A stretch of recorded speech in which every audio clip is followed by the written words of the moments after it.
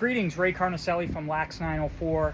It's a great day for lacrosse. So many amazing games across Division 1, 2, and 3 with the Crown Classic, Jacksonville and High Point, Syracuse and Hopkins, and a number of other games.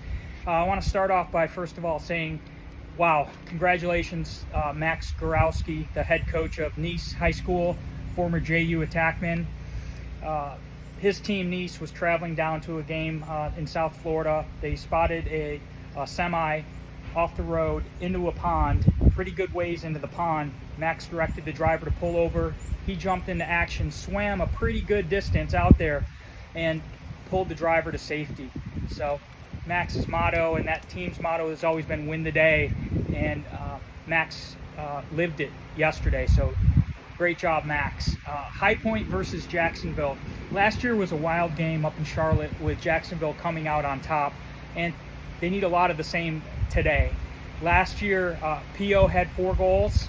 Griner had 3 goals. I think it was 17-15. It was a very close game. I was up there, and P.O. was a man on a mission. A lot of people like to focus on the shooting percentage, and that's an important stat. I look at it, but I always look at the shots on goal percentage first. And last year, Jacksonville shot 79% of their shots were on cage. And I love that stat because it's putting the other goalie, under pressure. And 52% of their shots went in. And we've talked about that earlier in the season. Jacksonville was trending under 20%. They had a huge comeback effort against Michigan that came up short. And then last week against St. John's, they were clicking on all cylinders. But 79% shots on goal and 52% shooting percentage is pretty amazing. So you want to certainly be above 30% shooting percentage, but I love seeing those shots on goals at least 50 to 60%. It means you're putting the goalie under pressure. Last year also, Jacksonville held High Point 0 for 4 on extra man, and that's huge when you consider the threats that High Point has with Maillet and Vanderback and Rizzo and all of these guys. So first of all, you don't want to get in the penalty box, but if you can go 0 for 4, hold the other team 0 for 4 on extra man, and I think Jacksonville was 50%, maybe 2 of 4 on extra man. So in a 2-goal game, that was a huge difference. When it comes to the goalies, between the goalies and the face-offs, I want that to add up to 100%. So if you're 50% face-offs, 50% save percentage, 100 combined, that's a good baseline. If you're struggling a little bit at the face-off, 40%, but your goalie can get 60%, it makes up for it. So keep an eye on those numbers. Don't need to dominate either one of those categories, although, our goalie, Della Rocco, is capable of doing that, over 50% for the season. High Point goalies are under 50%.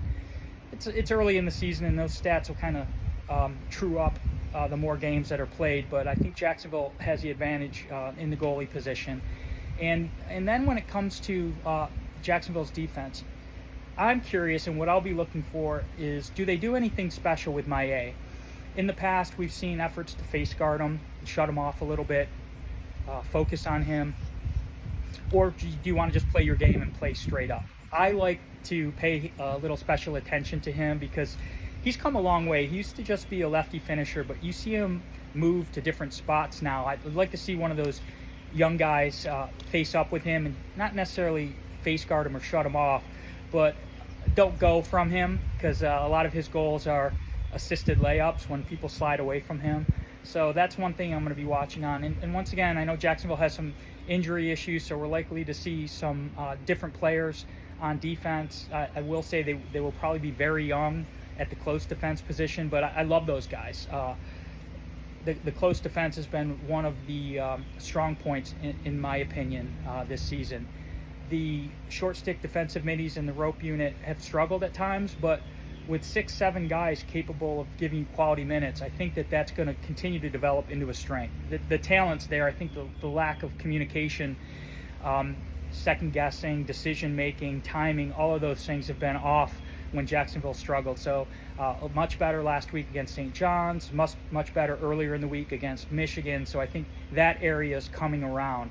On the offensive end, we'll see if Ethan Lamont is back to full strength. If not, you'll see that 4-man rotation with Chase, Griner, Intrieri, and Taylor and Brown. And then the middies, they're fully capable. They've demonstrated to me that they're 9 deep at the midfield. So 4 to 5 man attack rotation with Nicky Brown, Intrieri, Griner, Chase, and maybe Ethan Lamond. But when they're in the 6-on-6 offense, those guys move around a lot. So much inverting, so much wing dodges from the midfield and attack. So that's going to be interesting to see. I think Jacksonville plays very strong in the 6-on-6 game.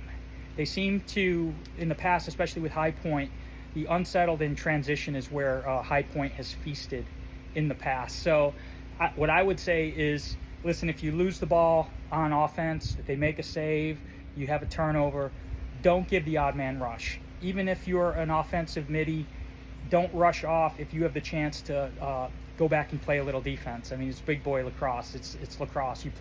You might have to play defense sometimes rather than giving up an unsettled situation. A lot of caused turnovers last year. High Point caused 13 turnovers and Jacksonville caused 9. So if Jacksonville can protect the ball, when you're playing a fast run and gun type of style like they did last year, there's going to be turnovers, but it's those caused turnovers, the takeaways, that you certainly want to limit. In terms of how I think it's going to go, High Point's a 1.5 goal favorite, according to the experts. I think it's going to be a game much like last year, and I think Jacksonville's going to come out on top because I feel like Della Rocco is a difference maker. I feel the team is peaking, as is High Point. Don't get me wrong, this is going to be a battle. It should be an amazing game. I miss High Point not being in the conference with us, but I'm so thankful that the rivalry continues. The coaches have a great deal of respect for one another, and there's always a lot of chirping. There's always a lot of intensity. But the young defense for Jacksonville with Della Rocco, and then the offensive coming into sync with Intrieri and Griner getting back in sync, the maturity of Sam Chase, and then those big body midfielders, McGuire and Brown and Angel and Krupski, and then obviously what Pio did last year. I think that they are going to be able to outlast High Point. So I'm going to go ahead and say, don't like making predictions, but I'm going to say Jacksonville 16, High Point 12. So there you have it. Tune in tomorrow morning on 1010XL at 10 a.m. for a recap. All of the games, all the high school action, all of the LAX 904 alumni from around the country. We'll give you a bunch of good updates and some interviews as well. So I'm Ray Carnicelli. Enjoy the games today. Have a great day and win the day, Max.